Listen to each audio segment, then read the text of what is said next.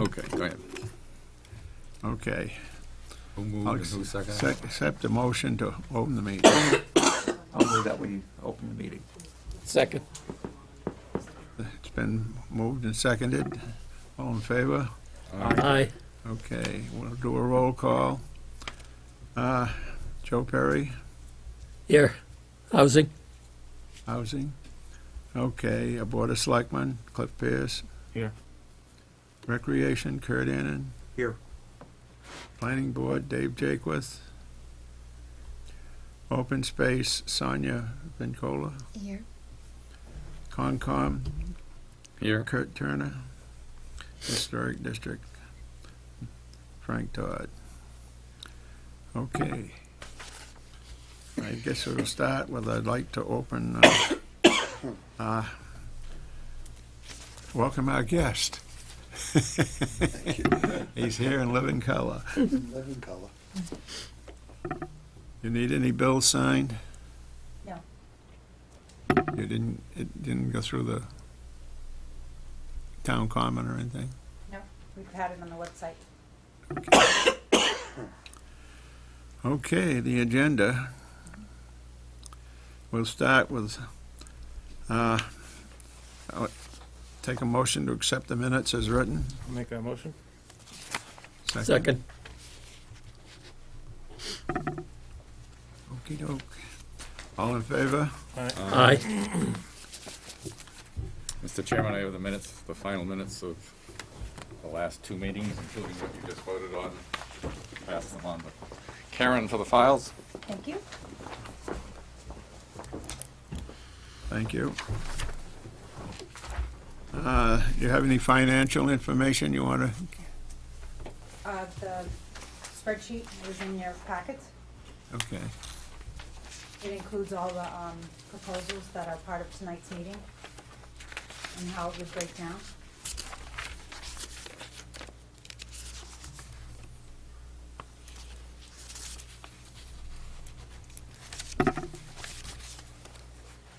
Are our funds still held in the Massachusetts Municipal Depository Trust Short-Term Fund, They are? Bond Fund? Thank you.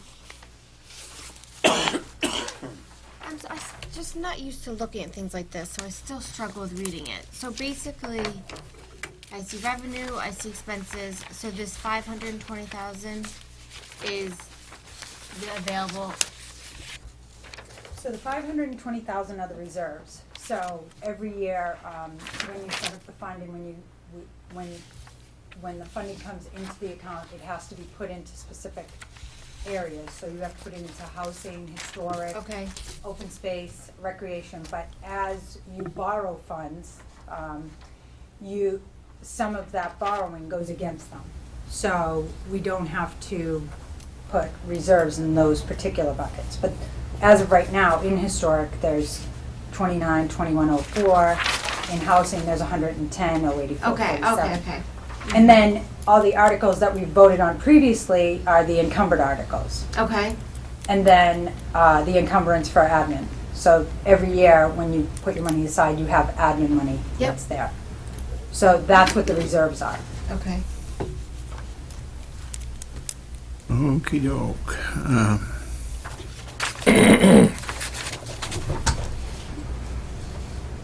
The agenda. The Raoul, let's see.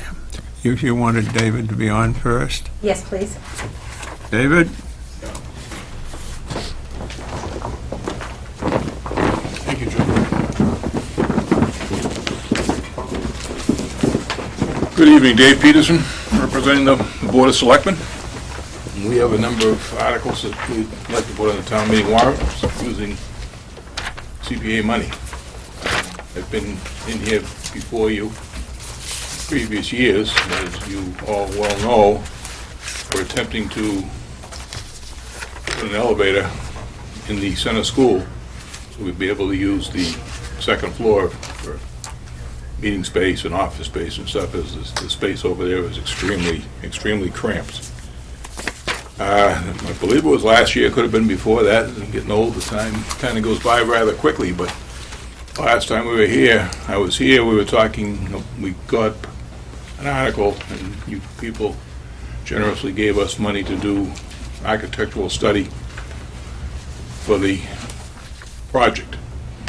And at that time, we were hoping that the project would come in somewhere close to $1 million. Well, the elevator itself is in the $1 million range, but in CBI, which is the architect that we hired after a bidding process or an appointment process, to do the elevator and the handicapped access, all the ADA requirements, and the ADA stuff just shocked us. I mean, for the elevator and all the ADA requirements, which includes bathrooms on both floors, doorways, the elevator itself,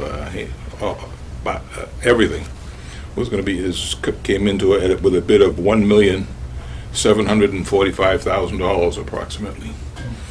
Obviously, we don't have that kind of money to do that project all at once. The second issue that has come up in the meantime after we got into this project was the offer from Dydex Corporation, is if they move out of that building up on Route 1A, the old Rowley Printing building originally, that they would want to give that to the town for office space. So if in fact we're able to get that building, that obviously, that's a one-floor building, as far as we're concerned, that negates the need for an elevator at the center school, because we'll be moving all those offices down to the Dydex building. The only department we may have remain, and it's fluid because we haven't made any formal decisions yet, but the anticipation is that we would leave the Council on Aging at the center school for a couple of reasons. Number one, if we don't put any office space in that building, and Bill, you've been around these buildings a long time, if we leave it vacant, it's just going to deteriorate, and we certainly don't want that to happen. It's a well-built building; it needs a lot of work, but 1904. yeah, we don't want to leave that. And on top of that, the Council on Aging is in a great spot for It's the centrally elderly folks. located. It's centrally located. We've added the parking lot a couple of years back, and it's a matter of that. There's no reason why we would look to expand the Council on Aging from the small office space they have. They basically encompass the whole first floor, and one of those buildings we would probably use as a dual-purpose room. We could, the elderly or the Council on Aging Senior Center could use it during the day, and at night you could have meetings and stuff. Keep one room available for meetings, because we're, as you guys all know, on different boards, meeting space around here is at a real premium. Where they meet now is, that was built in 1945. Yeah, the addition was put on, and the funny part of it was, when I was down there with the architect, we were going through, we had to put holes in the walls, and in one of the holes, we pulled out an old Lucky Strike cigarette pack that was in the wall. Whoever was working on the project at that time, it was a Lucky Strike During the smoke. summertime. Yeah, I still get that at home. At the appropriate time, I'll bring it Still back. cigarettes in it, or? So anyway, at this point, Debbie and I have been trying to figure out, town administrator, what we're going to do, along with the Board of Selectmen. And we really need, that building needs a huge update, as we all know. We've all been in there, we all have meetings there. The building's really desperately in need of the handicapped access ramp, which was put in quite a few years ago, is basically deteriorating and is no longer meets the requirements for a ramp today. If someone wants to complain, I think we'd probably have to shut that building down because of the condition of the ramp. Now, when we were going to put the elevator in there, the idea was that we wouldn't need the ramp anymore. We were going to remove the ramp and have a new vestibule, and you need to get to whatever floor. Well, obviously, that's changed. So what we're doing now is we're coming in, we've asked the architect to break the project down into three separate phases. A complete renovation of the first floor, including the replacement of that handicap ramp, and make the first floor, update the bathroom to a totally handicapped accessible bathroom, all the doorways, the hallways. There's a lot of work to be done. The price on that comes in at $212,199. The idea being that we can do that, we need to do that anyway, because if the Council on Aging is gonna stay there, we need to replace the ramp, obviously, and it would benefit everybody that uses that building to have it properly ADA required. The second phase would be to, Wait, I'm sorry, this is to upgrade the bathroom and a handicap ramp? no, the whole first floor. Make it ADA compliant. See, once you spend, the state requires, once you spend a certain amount of money, you have to totally ADA, handicap access the entire, either the building if you're using the whole building, or in this case, we're using the first floor. The whole first floor has to be handicap accessible. So it's expensive, and we know that. The second phase, which we're not gonna do now, but is part of the 3 phases, is to do the second floor the same way we do the first floor, make that totally handicapped accessible. Add the bathroom up there, which we'd need a second bathroom for the building. That comes in at But 200. you're not putting in an elevator, but the second floor has to be handicap accessible? No, I'm gonna, give me a second, and you know, it's a 3-phase project. Okay. So if we were gonna, and I say that if, we're not intending to do that at this time, and if we get DIDAX, we'll never do this, but if we wanted to handicap access the second floor, we're talking, at today's prices, $297,000, almost $298,000. The elevator itself, in the third phase, is $1,200,000. So you can see the prices are adding up real fast here. So at this point, what we're looking for is, we need to do handicap access for the first floor to make, we can use it the way it is, but we must replace the ramp. And the idea here is that if we're going to do this project, time is money.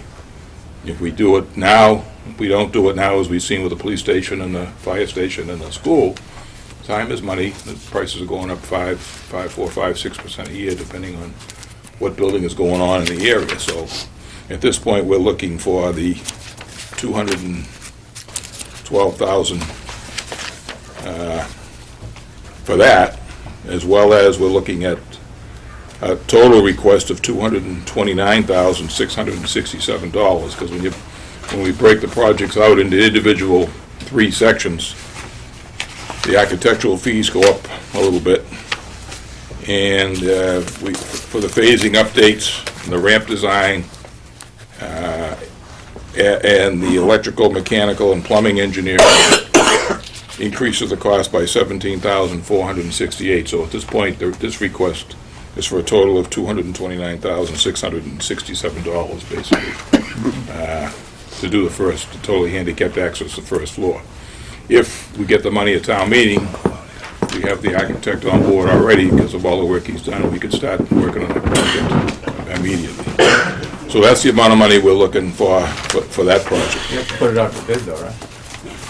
The construction would have to go out to bid. The architectural services is already on board. The second project we're looking at is, is the handicapped ramp for this building. And this ramp was built, I hate to admit it, but Bob Moss and myself and some volunteers in town built that ramp back in the late 1980s. And since that time, it's no longer compliant with the current laws. It's out of compliance. It needs to be replaced. Well, look at it, over the years, the salt was used to melt the snow, and that basically has destroyed the screws that hold the ramp together, as well as all the plates, the metal plates that basically hold the thing together. And because it's not in compliance, it needs to be replaced, and it's not something we can just go out and put new floorboards down. It has to be, we need the railings, the pitch is not quite right anymore. The corner where they go around the corners, that now has to be, 3 feet wider than what the current ramp is, so we need to do that. So, but with that project, with the engineering and the planning for that, and we don't have any plans for it yet, but they would be drawn, we're looking for $54,000 for CPC funds to do that. And that money we've gotten from the same architect, the plans and the project scope is from the same architect, because they did a complete ADA study for the annex, so that would be the same the same architects was willing to draw the plans up and make this a go here. Because it's a smaller project, we're basically already ADA compliant here on a very basic elemental level. So all we have to do is the ramp. So that's the two main projects we're looking for. And correct me if I'm wrong, Debbie, the third one The window. is the windows. In other words, a number of years ago, the CPC money was gotten to replace all the windows upstairs. I think we came in a second time to replace all the windows downstairs. The only windows that haven't been done now is, that one's been done, we got 1, 2, 3, 4, I believe 5 more windows need to be done. Energy efficient, as well as matching up with so the whole building will have the same look and the same windows. And the price on that, Debbie, is what? 40,000? We have some money left over from, Yeah, so we're using, 18,337. we're using the balance from the project. right, that was left over from the money Town clerk's before. window and this window, so we have $1,663 left. So we're looking for additional money to, and where they're architecturally, they have to be specifically ordered. It isn't a window we order off the shelf, because due to the fact that they're gonna match the other windows, and they have to be historically okay with the Historic Commission, which the other ones have been. So what we're really trying to do is, finish that project off finally. That's gone on for, I'm gonna say 10 years now, in a piecemeal approach. Obviously, we need to replace the ramp. If we don't replace it, it's another one of those situations where sooner or later, we're gonna, if the state comes down, they could close the building down if the ramp You isn't gonna fix the properly. cupola too? Cupola was already done. That's all been Already done. done. That was done Yeah. 5, I don't know, maybe 6, 7, 8 years ago. And Yeah. that was it. His picture showed something was loose, or Yeah, I had mentioned there was a piece of trim there that's missing where one of the columns connects to the roof. All And right. it's on the street side, and, when you have nor'easters and stuff like that, any driven water that gets in is gonna work its way without the missing Okay. trim and cause deterioration. All right, very good. We'll take a look at that, obviously. I hadn't seen that. Nobody's brought it to our attention, so. he's But got, that- he's we got can- the picture. Okay, no, that's fine. We'll certainly take a look at it, because the idea when we replaced that, updated it, we put a lot of plastic board or whatever they call it, so that it would last basically forever. Hopefully, anyway, long beyond our lifetime. So, yeah, we'll certainly take a look at that, and I thank you for noticing that. But, so that's the three projects we're looking at for funding. We're really requesting that we need to get started on the annex anyway, and like I say, time is money. If we don't get going this year, it's gonna be up another 5% next year, and at some point, we'll get shut down over there just because it's an old building. I mean, Bill went to school there, so we know it's very old. So, we want to update it, we want to keep it in use. It's a valuable building, with all the work that was done over there, with the outside being redone, and the work that's been done, it looks nice, and we just want to make sure that, If you went in, with the Council of Aging in, that was the 3rd grade, and half of the 4th. 4B. Now, 4A was in where the Conservation Commission is, and then grade 5. And upstairs, it was 6 and 6B, 7B, and ba-bum. And as I say, in 1945, when they built that gave every class a room. And today, they complain about having 30 in a class. We had 32 in the 1st grade, and we had 30 when we graduated the 8th grade. yeah, well, times have changed for sure, we all know that. But Well, I have a question. discipline was a big thing. Well, if I have a question about this project, if we can table that. So, my question is, while I understand that certainly bringing the building to ADA compliance is important, I kind of also am questioning, and I'm not sure where I stand, and would be interested in how you feel about this, is how does that fit within the intent of the CPC funding?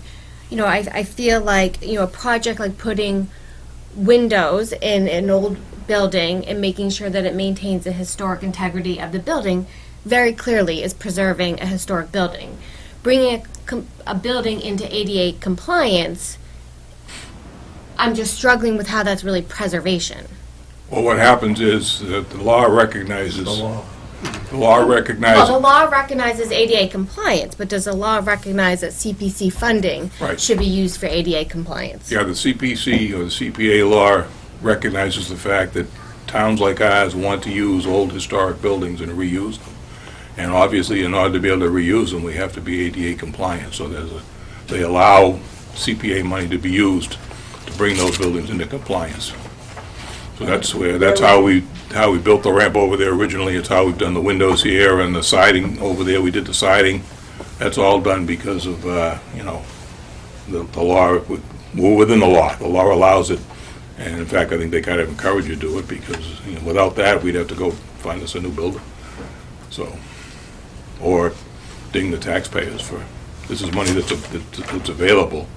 And we've done purchased a lot of land, done a lot of, open space and stuff like that. And we're at a point now where, as we all know, listen to the president and the legislators and stuff, that the infrastructures of these various communities is in tough shape. And we've been trying to get to this for a number of years, and there's always something comes up that interferes, and this is the year we really, the town administrator and the Board of Selectmen really put the push on to get the ramp fixed here, to get that building over there fixed up, and, make use of the facilities we have, and obviously, the Council on Aging, which consists of all of us that are over 65 and some younger with disabilities, and to be able to have that building totally accessible with the bathroom and the doorways and the door handles and the kitchen area and the Council on Aging, all these things are it's good for our elderly. They need to do it. And it'll make for a nice facility if and when we can get that whole project finished. And like I say, if we get DIDAX, if that does come through, and we have some hope that it will, we'll end the project at the first floor. And then we'll be moving the office space downtown further. And just the Council on Aging will be in there with maybe a meeting space.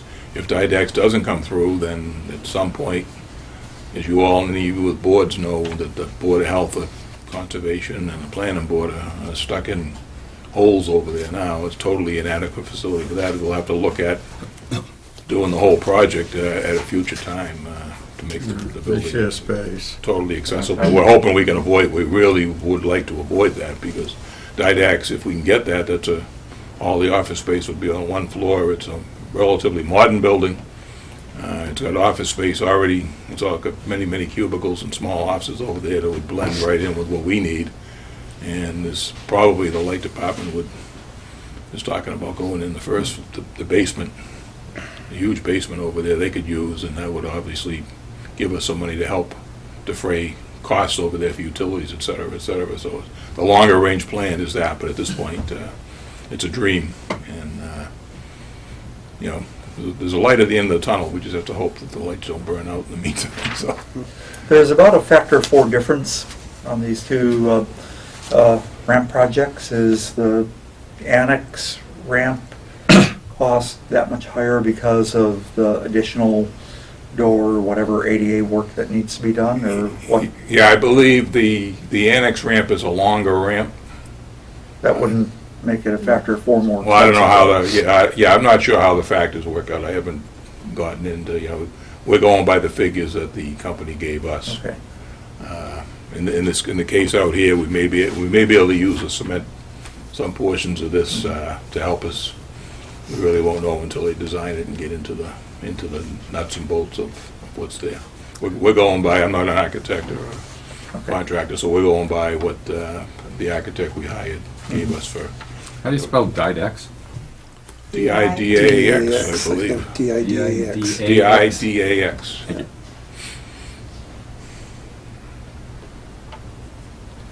Dave, you said the phase 3 of the annex was the elevator, Was the actual elevator itself. but we can't use the second floor until we have an elevator. No, that's why if we don't get DIDAX, we'll have to do phase 2 and 3 together. Together, okay, that's what I thought. Because otherwise we won't have, might be a nice second floor, but if we don't have access, it won't be there.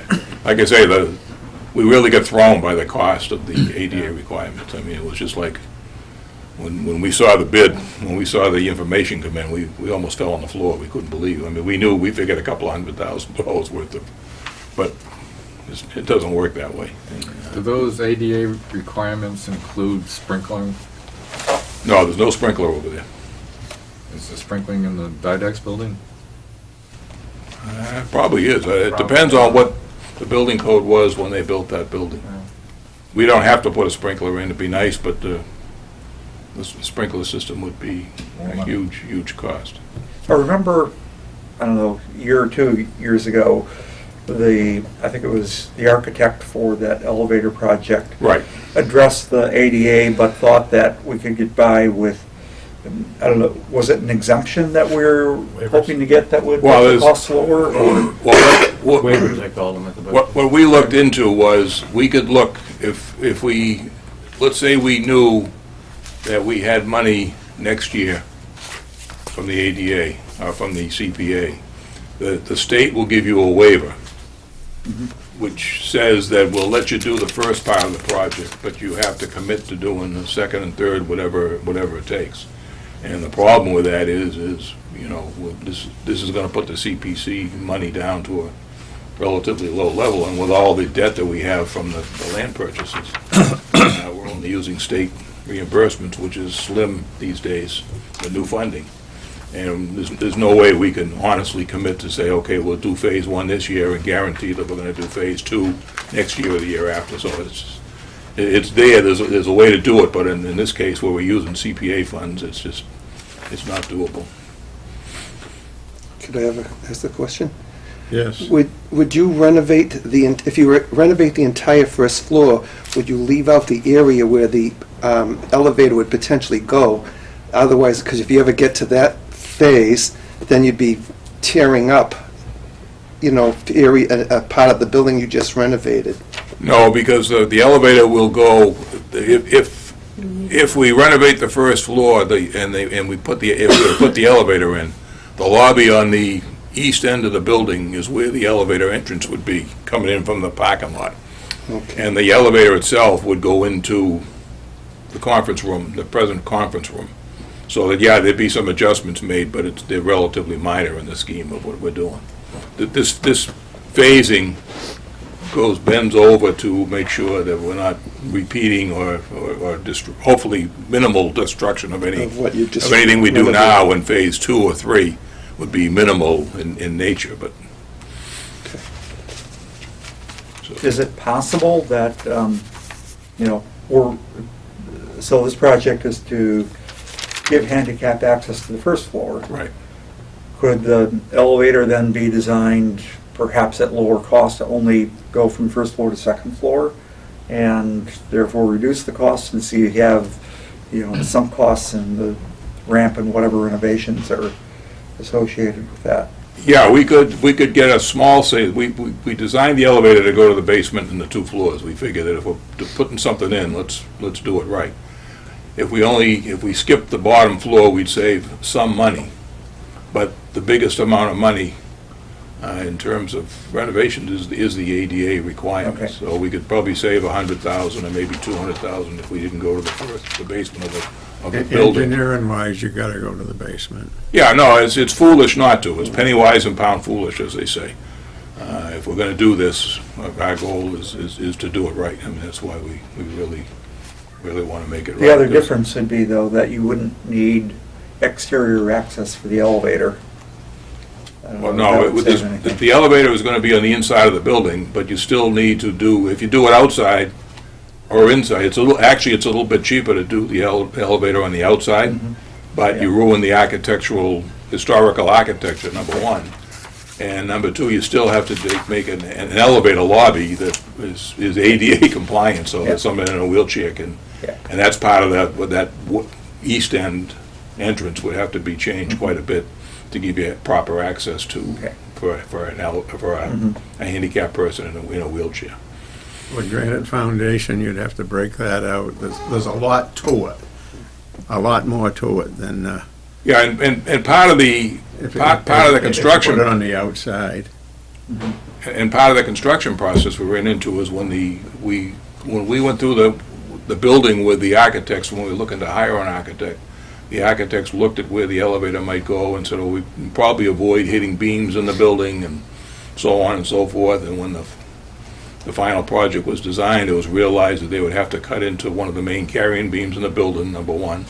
The heat pipes would have to all be, it kind of cascades once you get into this. The elevator would sit almost in a cone by itself. It wouldn't affect the building because it would sit inside of a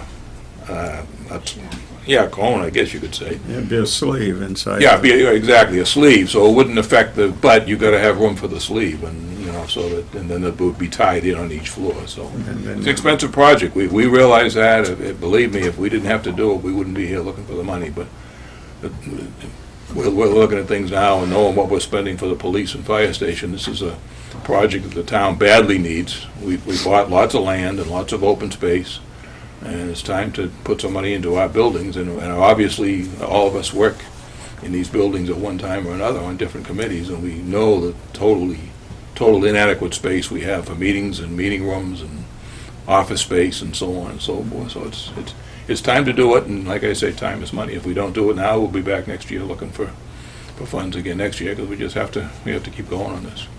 As we saw from the police station and the fire station as an example, if we did that 15 years ago when we first went for it, it was going to be around $4 million. The second time we went for it and the taxpayers turned that down, it was going to be about $7 or $8 million. Now we're paying $12 million. So we can put things off, but anybody thinks they're saving money by putting it off, and I understand it's expensive. It's hard for taxpayers, both the elderly and young families. So, but time it's due, and this is a way of spending money that's available that isn't going to add any additional money onto the tax rate. That's the key to this whole thing, is it's money that's available. It's taxpayers already pay it, so that it's not going up in that regard. We're not looking for an override or additional funds to put this whole thing together. And like I say, you guys, all of you have been on committees that either have office space over there or have meetings over there, and we all realize how tough it is.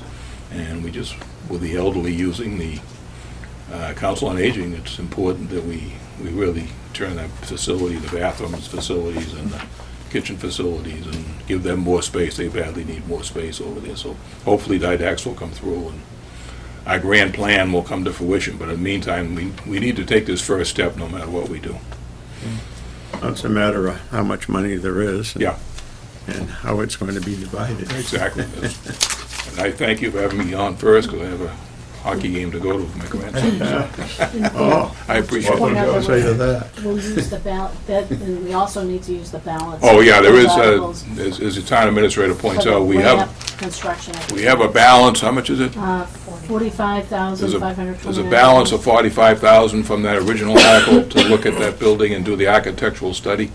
So we're going to use that as part of the money to fund That's for construction. the construction of the project. Of the ramp. Of the ramp. Okay. So we'll use up some of that money, or all of it. So you need a vote to repurpose that. No, we can just draw, it's part of that project. Yeah. So what we'll do is if you vote on this tonight, then we'll put an article on and we'll add to the current article. And so they'll continue. So we don't have to vote on that aspect of it.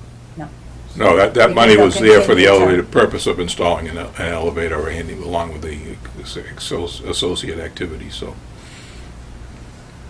All right, so, any other questions I can answer? If you come up with any more, Ms. Town Administrator will be here. I'll let Joe come back into the meeting. Poor Joe.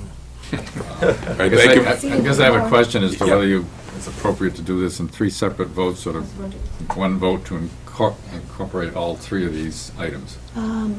Yeah. Well, if you- You'd have I to would, vote on each I would project. recommend You'd have each to vote on one, each project. because a town meeting, we're It's better gonna be off three separate articles. to do three separate articles. Okay. Plus, that gives the taxpayers, if they decide they don't want to do one of them, they don't, they're not going to kill everything, so. Oh, based on the school and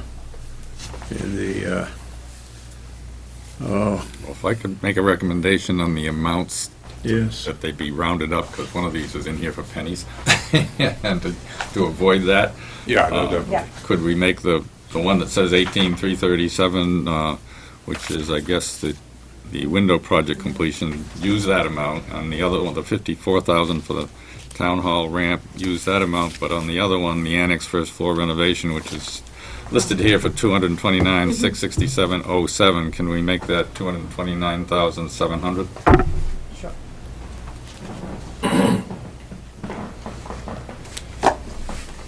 All right, thank you very much. Good thing. Good night now. Thank you. Thank you, David. Yep, you're welcome. Thanks, Dave. All right, Julie. I will move then that we vote to approve the Welcome back. Thanks. window project town hall completion for $18,337. Second. Any Which one are we dis- doing any right now? discu- The Windows. windows, okay, thank you. For the town hall window. Discussion? Okay, all in favor? Aye. Aye. Aye. Joe, you're voting on that? Can I vote on that? Or did you- No. Yeah, you can vote on it. Yes, I can. Just can't sit in on the As discussion. long as they're not in because your it would house, I be a think quorum. it's okay. I will then move that we approve $54,000 for the town hall handicap ramp. I'll second that. Any discussion? All in favor? Aye. And I will move that we vote to approve $229,700 for the annex first floor renovation. Second. Discussion? None? Boy. All in favor? Aye.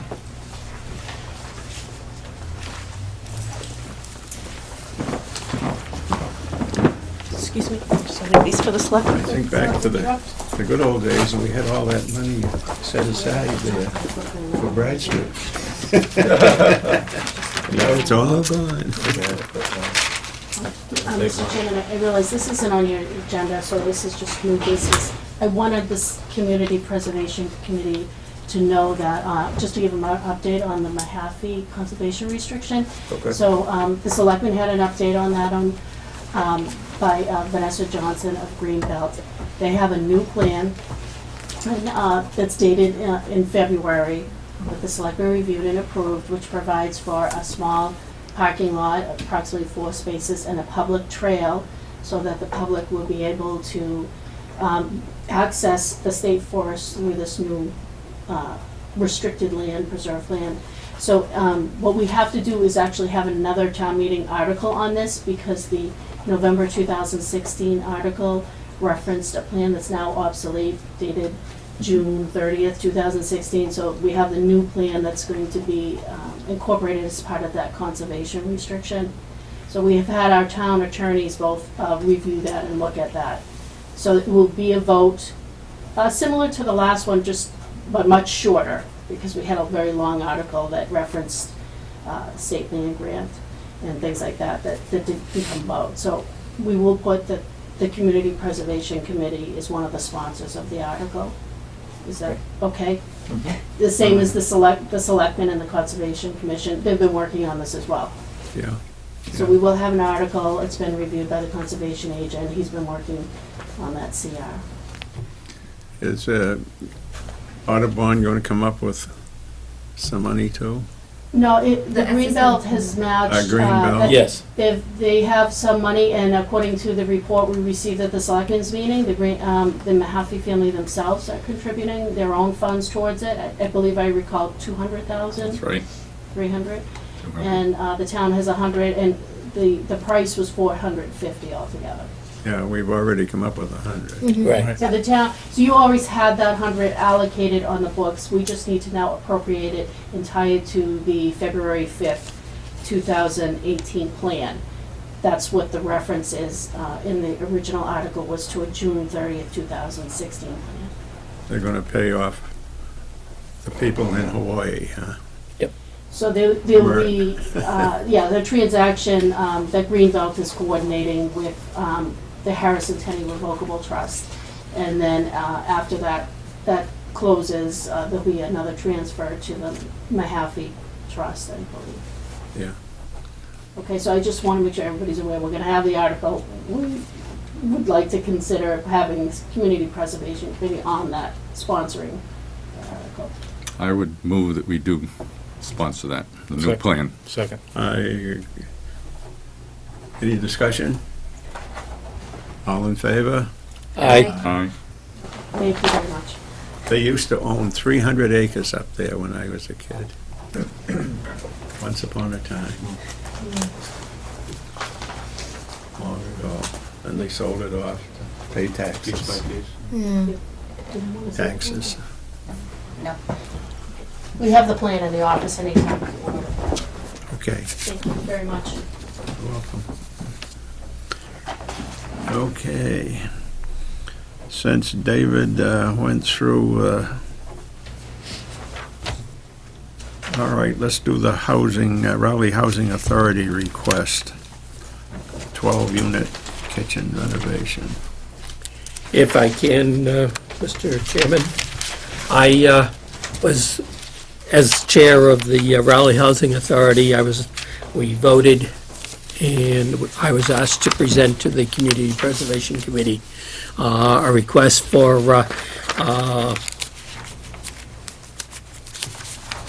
money to renovate 12 units at the Raleigh Plantation. I did go ahead and call the state office for Community Preservation Committee. And I was told by an attorney who got back to me and explained what the procedure was, and that under her ruling, the Housing Authority cannot submit that for community preservation funds. That since the Community Preservation Committee, preservation funds were not used to build the Raleigh Housing Authority, then we cannot renovate the Housing Authority. Isn't that interesting? Oh, Yes, we've done this before, though, haven't we? we have, We've done it before. yes, And what were the 14 left, if I remember right? correct. And then, It's kind of like a ball field, recreation field issue, but Right. they changed the statute to allow that, so Right, they did. they didn't change the statute to allow for the housing aspect of it. so, So I have to withdraw that, non Request. sequitur, huh? unfortunately.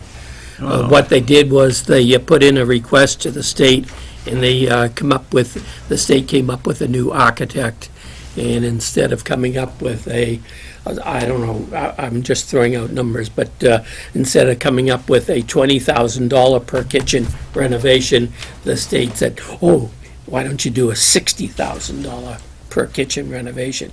And so the state Housing Authority said, we don't have the money to do that many kitchens for $60,000 each. So that was part of what the Housing Authority was going to get another evaluation, another architect to take a look at the plans and do it, and then come back with their $18,000 to $20,000 renovation that they could get by with. And but when I did the checking, it doesn't meet the CPC rules for funding. So what do we, that's strictly a town meeting project. Bummer. Yes. That Yep. gives us $60,000 for something else.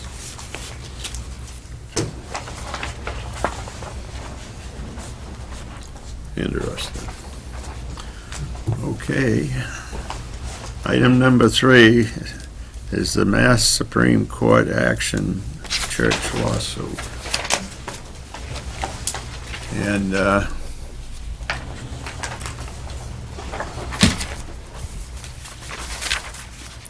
I found that kind of interesting reading. Did you read the whole thing? There's 117 pages. There's a summary. Oh, that's for lawyers. Coalition put out a 2-page summary. I found a summary from some other outfit. I think it was actually the plaintiff organization. What was the bottom line on that? Well, I mean, I don't know. There were 3 things at issue. as I recall, there was a church in Acton, Right, and the town wanted to restore stained glass windows, number one, do a master plan for the church, number two, and I think the third one was repair the roof. And it went out, the Superior Court ruled in favor of the town, so they could do all three things. It was appealed to the Supreme Judicial Court, and they said, well, they rejected, I think, the important ruling of law, I think, because I haven't read the decision, it's too long. And there was also a dissenting opinion, too, which may muddy the waters a lot.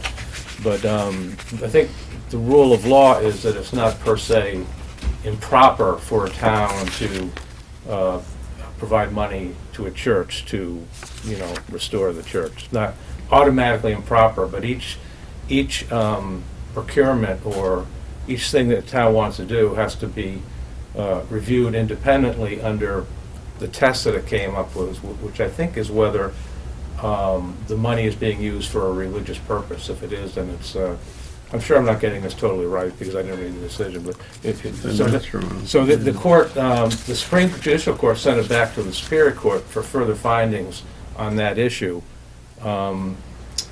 whether it was being improperly used for a religious purpose. So, I don't know, it seems to me that the decision may, rather than really settle anything, may just muddy the waters, and, I don't think towns should construe this as meaning, okay, we can do anything. We can do it. with churches. You still might very well get in trouble if you try to do something like that. it's my understanding that in talking to some people who were from that area, that they were renovating a historic building. Yeah. And not contributing to the religious aspect of the church. Well, And that's what they were basing it that on. was the town's And argument. that's what the town version Right. was. So, But as a result, though, of that decision, they halted the progress, or at least any work on that project, didn't they? yeah, I think so. Until the probably. Superior- I don't know that for a fact, but I would guess that. At least I'm 'Cause it has to getting go that back from this Boston Globe clip headline that says halts flow of money. Says what? It says halts flow of money to Acton Chapel renovation, Oh, so. I was I just think you're- thinking, I go mean, ahead. well, not that it applies to our town, but I mean, if we lost, our downtown is only made up of churches. So if they weren't there, what would be left? Well, actually, it's relevant in the sense that the Baptist church came to us. well, that's right, yeah. Right. But it While didn't back. fall within the period of the, someone approached us prior to this and asked if we had any projects done Oh, on that's right. religious buildings during a certain time period, and our project didn't fall within that timeline, Right. so. Well, the congregation, Right, but I remember the That being discussion said- at the time that Right. the Baptist church was interested. The Acton issue was, I think, just being raised, and my recollection is we decided to put it on hold until we found out what happened with the legal proceedings in Right. Acton. Right. But you're right, didn't the CPC do funding for the Congregational yeah, because Church Tower? For the tower. the town clock is owned by the town. It's in the belfry, and the steeple was falling apart, so it was being deteriorated. So it Oh. all went together. And all of that fell before the period Karen was just talking about. So in the inquiry from this national organization, which I think was also involved in this Acton situation, and plus we had previously funded a historic document that the Congregational Church The Phillips, Phillips Tower. thing, when that fell beyond that earlier inquiry period. But that was, And the Phillips diary was Yeah. second minister of Rowley, and it's one of only two in Massachusetts books that cover that period of time, and it's now in the Congregational Library in Boston, and provided preservation funds, as I remember, Yeah. to Right. Yep. make sure that that stayed as a historical document. My recollection is that the representative from the Baptist Church, after a fulsome discussion here, decided to go back and think about it some more. Right. So, And there's also a historic preservation on the church as well, with the clock. Yes, So there's yes. specific documents so that the church, if it did decide that it wasn't going to be a church anymore, somehow the town would be involved in that because we own that piece of it or have some kind of, Well, there's a in historic the old days, the church and the preservation. town were one. Yep. And I can remember the Mormons coming here. And this is back before World War II and after World War II. And Helen Haley was the secretary for the church. And they would go to her house and hand copy everything. And but all the records for the town was at her house. Once upon a time. But when I was down to River's Head down in Long Island looking up an uncle who was he passed away down there, and we when I couldn't get any information out of the city clerk down there, they said, "Why don't you go down there? The Mormons are there copying down all the records of all the people that had come to New York, and World War I, and fought for the Americans. And they had just released them, the records. But the Mormons are in there just like flies on honey, boom. But, you pick up a little here and a little there, and it's interesting. Of course, part of their religion is the record keeping in the genealogy. Very much so. Yeah. But we found out that when we did the Raleigh 375, that on the Congregational Church, which did play a big part in the founding of the town, but Ezekiel Rogers was the minister, that they set the church, the Congregational churches were set 6 miles apart, so Right. that no parishioner had to travel more than 3 miles to get to church. Right, that's exactly right. All interesting. Yep. That's when Raleigh was originally Boxford, Georgetown, Groveland, Bradford, Yep.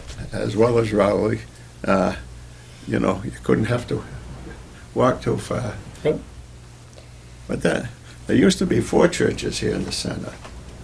There was one down on Central Street. You know where the big brick house is? Just you go past the old schoolhouse, and on the left there's a huge brick house in there. Yeah.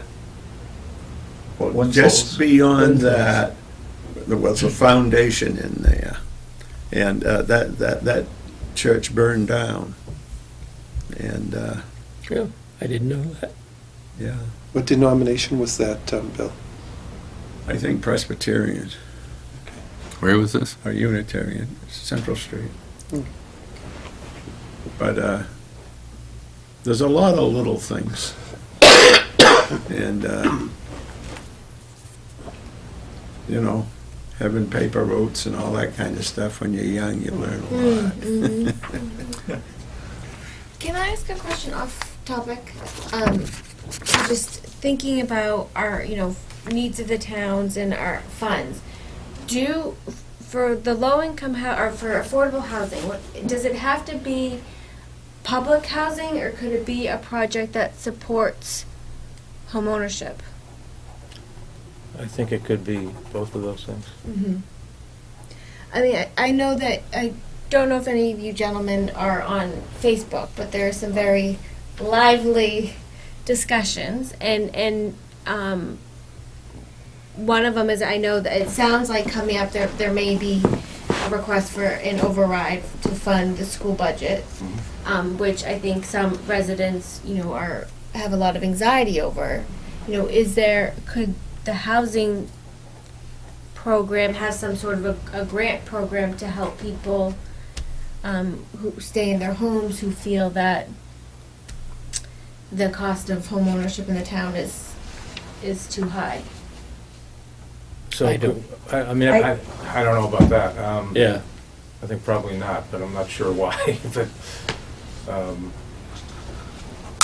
Currently, the town has different programs depending on where you are in your lifespan, I guess would be the best way to explain it. Yeah. And they could talk to the assessor about that Mm-hmm. if there was a certain hardship. There's, like I said, there are certain programs for veterans and seniors, and so to keep you in your house.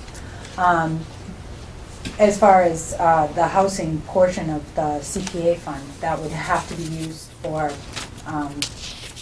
projects that are creating housing, I believe. Mm-hmm. So it would have to be some type of Mm-hmm. Mm-hmm. housing project that's Yeah. going to create. So, In fact, about maybe 2 weeks ago, the Boston Globe had an article citing the ability of, I guess, meeting certain requirements that actually, I think, have taxes deferred until oh yeah, I read that. the owner passes away, and then the money would get recouped on Passes the away, sale. moves away, yeah. Yeah, Yeah, it's kind of like a reverse mortgage. right, Instead right, of paying the taxes at the Right. real rate, it would be Oh. a reduced rate. And So then- that was that was in the Boston Globe Yeah, they recently? said, it was Yeah. an interesting article. They said it was a, well-kept secret that not Yeah. many people actually know about Yeah. this Right. law. I had no idea. Yeah, I never heard Yeah. about it before either, but, and it's a Massachusetts, Yeah. I guess, Yeah. program, yeah. right. Oh, maybe I'll try to find the article and share it with. Yeah, it was about Concerned maybe a citizens. week or two ago. I mean, I think, It's not yeah, too long 2 weeks ago. ago, or not much more, yeah.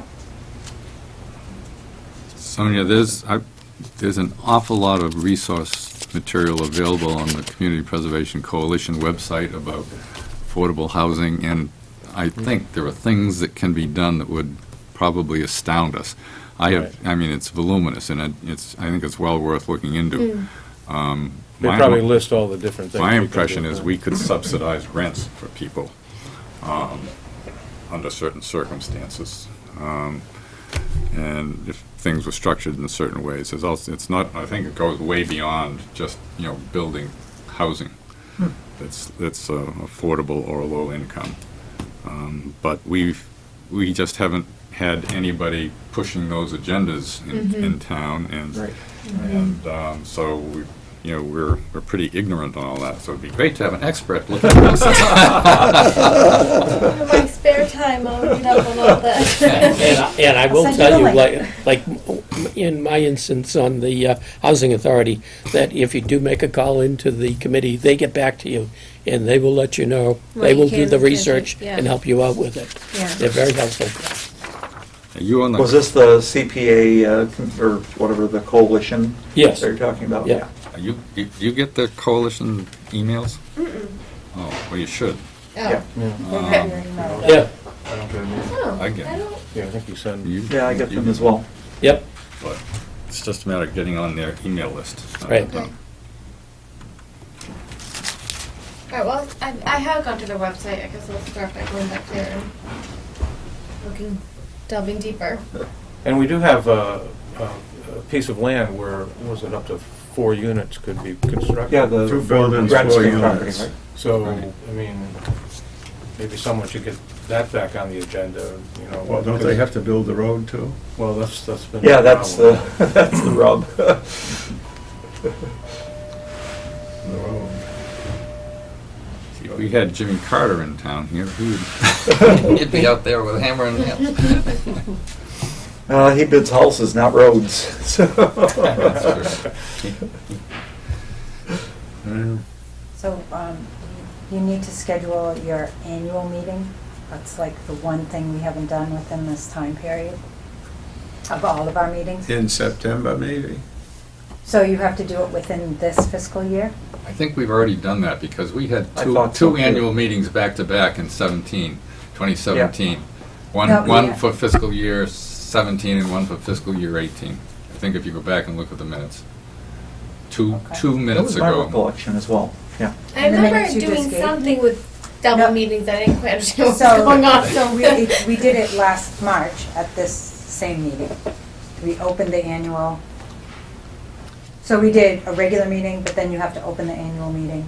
Right. You I have to thought do we a did call that for last And I- projects. then I think we did it in September again, because we had back-to-back annual meetings. If you go back and look through the minutes. If not, we did it in March, Thank we you. could, that wouldn't All count done. for what It's right there, Yeah. in the Yeah. meeting minutes you gave me. Thank you. But there's no reason I'm why we done. shouldn't set up one for 2019 to be held after June 30th of this year. Yep. Have a Well, calendar for September? yeah. Sure. Our next meeting, September 13th, 20th, or 27th. Which, September 13th? 13th, we'll do that. You all in favor of that? Sure. 2018 at Well, it's 5:30? just like this, yeah. That would be a dual meeting, both a regular meeting and an annual meeting? Yeah, and we'll have to advertise it. Push it. Yeah. Sorry. Okay.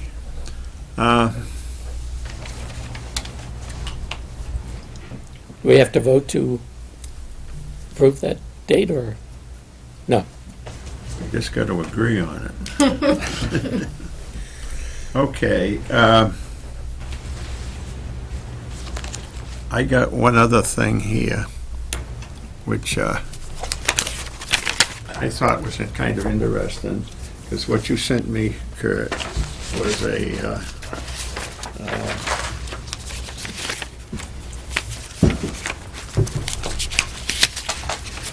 when Jack Cook was looking for the fence for out in front of the cemetery. Oh, yeah.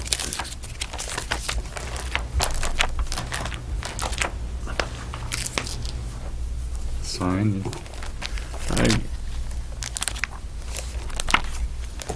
Yeah.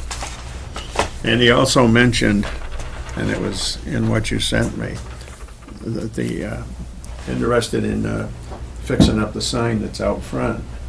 And Yeah. out in front of the cemetery, on the highway. Okay, yep. Okay. That's the,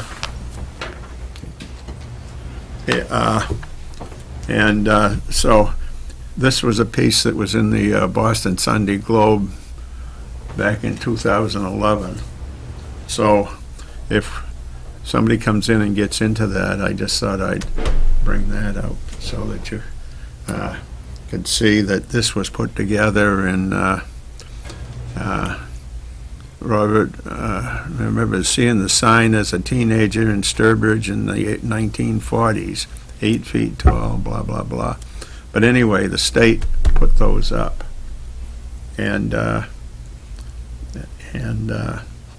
But here's the John Wise House down to Essex. And the state provides the signs? This was in, At least provided. let me see some 275 markers were erected in 1930 to mark the state's 300th birthday. And that's one of them out Oh. there. So I just thought, if it comes up, Yep. or somebody wants to refurbish the sign, here's all the information. I think I suggested at the last meeting that you couldn't read it anymore, and it might be a good idea for us to provide funds to replace it, but I sort of glanced at it when I swung in here tonight, and maybe it just needs a good cleaning. Oh, maybe. Maybe. Looks pretty sturdy. I thought I'd bring that along. They just recently had an article like that about those same signs in the Salem area. And they're very, very rare now, and the signs themselves are historical, because you're right, they were all put in around 1930. And Rowley's lucky to have, is that the only one like that in town? There's Of one that on the, vintage? one on the Newbury line on 1A that So there's that two. says Newbury's Indian name or something. Okay, so I think Yeah. they're well One worth there, preserving. And I think there's one up by the Fullen Mill. because they're very well Right on made, the Route way 1. they're cast and everything. They don't make anything like that anymore. Well, So they are really historic themselves. It's probably cheaper in the 1930s to do something. Yeah. If only we could have built our police station then. Yeah, go back in time. Well, I thought you'd be interested in that. Yeah. It's, this here's an article that was in the Georgetown Advocate years ago, and 1850 or 1848, where they all rented a boat and went to Gold Rush, California. Oh, And, I well, it's very interesting because the Georgetown Advocate was a newspaper. Rowley used to have a newspaper called The Advocate. And it goes on and gives all the explanation, what they did and when they did it, how they went around the Horn, or through how they Panama. got off down at the end of South America and climbed the mountain so they could see the other ship coming out of Newburyport coming along, all that kind of stuff. Wow. It's interesting. So every now and then I find something worth cutting out. Add to the scrapbook. Okay, I'll take a motion to adjourn. This is so much fun, let's keep going. I'll move that we adjourn. second. No seconds? I second. All in favor? aye. Well, again, I do come across things that are different. And, Yeah. and the old newspapers,